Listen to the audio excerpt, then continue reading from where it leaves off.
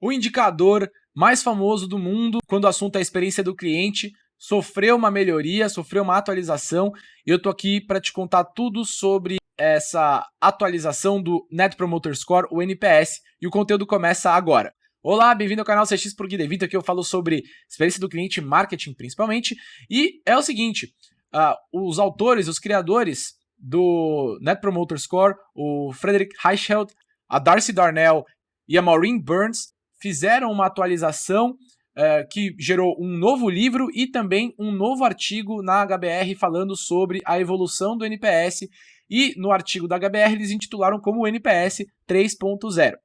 Então, a gente vai conversar sobre esse indicador agora, e na verdade sobre esse sistema aqui agora, e talvez essa seja uma novidade para muitos de vocês. Eles publicaram esse artigo recentemente na Harvard Business Review, contando sobre o porquê que eles resolveram atualizar. Já era premeditado que ia ter uma atualização do NPS, eles contaram um pouco mais sobre isso e colocaram agora qual é o próximo passo sobre o sistema NPS. E aqui talvez já seja a primeira novidade para muitos de vocês. Na verdade, o NPS é muito mais do que aquele indicador que a gente conhece para perguntar para o seu cliente qual é a probabilidade de você recomendar a nossa empresa, a nossa solução para um amigo ou familiar. E aí depois você pega a nota que o cliente dá e faz o cálculo do NPS. Ele é muito maior do que isso, era para ser um sistema, um processo de começo, meio, fim, de inclusive dar feedback para o seu cliente a partir dessa métrica, mas o que eles perceberam é que o NPS tinha algumas falhas, que era natural de algo novo que eles estavam desenvolvendo, e eles sentiram que era hora de incrementar esse sistema. Então, qual que é a novidade aqui? Os autores, o Reichheld e as outras coautoras dele, criaram um novo indicador que vai ser trabalhado a partir de dados principalmente transacionais, ou seja, aqueles dados que não necessariamente você precisa perguntar para o seu cliente, mas sim que o seu sistema, o seu registro de negociação consegue guardar de alguma forma para você acessar posteriormente e a partir disso gerar esse novo indicador, tá? Só para que vocês vejam, eu vou deixar aqui na descrição, mas aqui está o artigo publicado na Harvard Business Review sobre o Net Promoter 3.0. Então, para quem depois quiser ver a história completa, é só vocês clicarem no link que eu vou deixar na descrição do vídeo, tá? Se você quiser saber mais sobre o NPS e outros indicadores de experiência do cliente, eu vou deixar aqui um card para você ver um outro vídeo que eu fiz sobre os principais indicadores, e aí é claro que eu comento um pouco sobre o NPS antes dessa atualização, e agora a gente consegue falar sobre as novidades desse indicador, que é um dos mais utilizados e ganhou muita fama na última década principalmente, beleza? Então vamos lá. Qual é a novidade efetiva? Um novo indicador que o Reichheld e as suas coautoras pensaram, que chama-se crescimento conquistado, tá? Em inglês, Earned Growth. Da onde que vem isso? Veio da necessidade, da simplicidade do NPS de ser um indicador até então totalmente relacional, ou seja, você precisava perguntar para o seu cliente, fazer a pergunta do NPS, que o Reich chamava de pergunta definitiva, mas agora ele trouxe um indicador novo, que é o Earned Growth, o crescimento conquistado. E aí, para isso, ele usa dois outros subindicadores, por assim dizer, para chegar nesse indicador global. Detalhe, tem que ser considerado no nível individual de cada um dos clientes para depois você chegar no indicador global.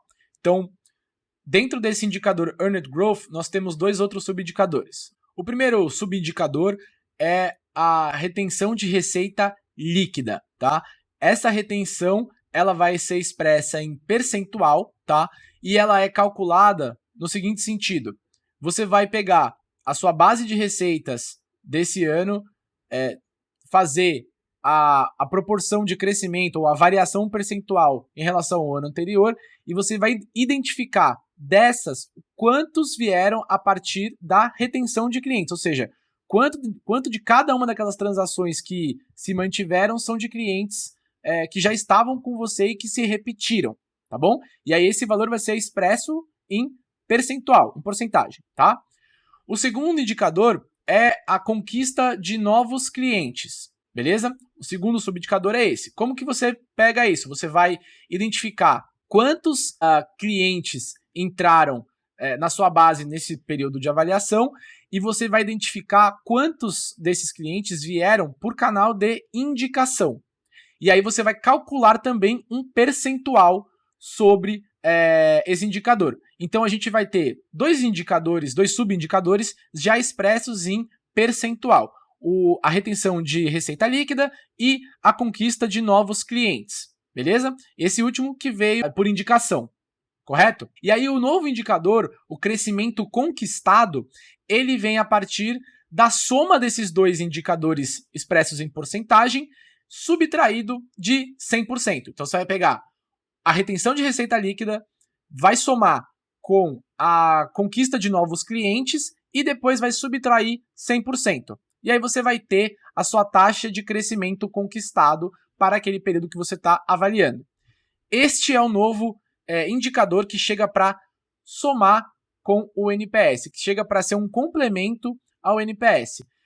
Para quem conhece um pouco do NPS já sabe por que veio isso, né? Porque o NPS é um indicador puramente relacional e qualitativo. Você pergunta para o cliente em algum momento da jornada se ele indicaria ou não a sua empresa para um amigo. Agora, o jeito que o Reichheld e as coautoras entenderam de evoluir isso é falar o seguinte: as empresas devem buscar um sistema de controle de receitas e de gestão de clientes que permita com que eu identifique, primeiro, se o cliente que estava aqui voltou e continuou comprando, e segundo, se os novos clientes que chegaram, se teve cliente por canal de indicação, ou seja, o cliente que já estava com a gente no período anterior indicou ele para o próximo período, ou até no mesmo período, não importa. A questão é que as empresas agora devem considerar ainda mais da onde aquele cliente veio dentro da proposta do sistema NPS. Existem outros sistemas de mensuração de resultado, é claro, mas o Reichheld e as coautoras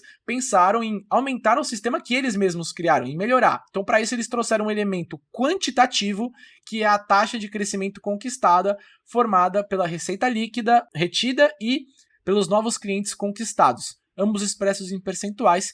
Então, agora resta a gente saber e trabalhar essa novidade dentro das empresas, saber como que essas empresas vão começar a reportar, quando elas vão começar a reportar. Já existem, até no artigo ele já fala que já existem alguns clientes que já estavam reportando, já começaram a trabalhar nesse sentido.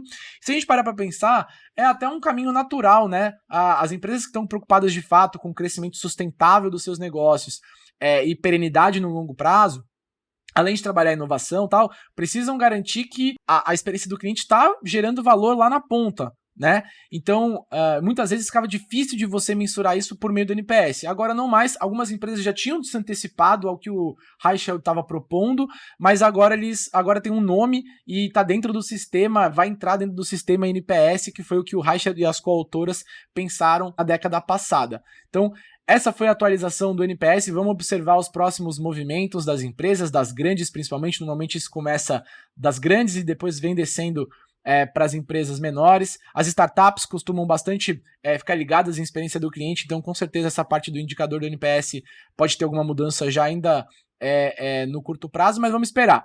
O que importa vimos que existia deficiências no NPS, no indicador, e aí agora no sistema NPS a gente está trazendo, o Reichheld trouxe uma atualização com a taxa de crescimento conquistada, beleza? O conteúdo fica por aqui, espero que você tenha gostado, deixa a curtida aqui para fortalecer o canal e vamos juntos falar ainda mais sobre a experiência do cliente. E eu fico por aqui, até a próxima.